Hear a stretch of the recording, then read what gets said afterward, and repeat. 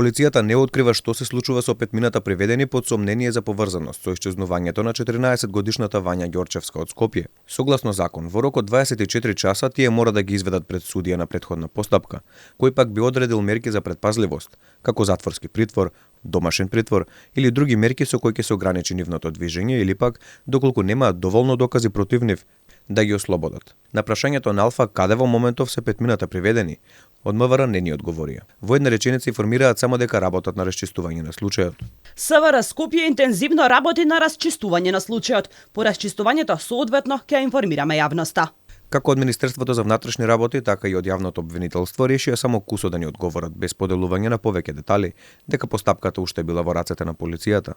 Постапката се уште е во фаза на полициска истрага. Кога ќе има повеќе информации, ќе ги споделиме со вас. Во моментов исто така не е јасно дали е извршен претрес во нивните домови.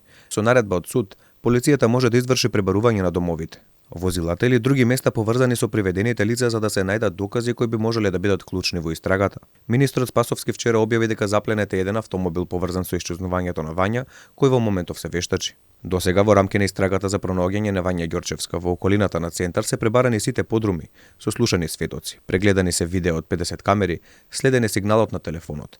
Пребарани се манастири како и коритото на реката Вардар, а истрагата продолжува. Инаку 14-годишната Вања Ѓорчевска е висока 175 см, со кафени очи и темно кафена коса, носи протези за заби и има бемка на десната страна од лицето. Исчезна во понеделникот во утринските часови на пат кон училиштето Песталоци.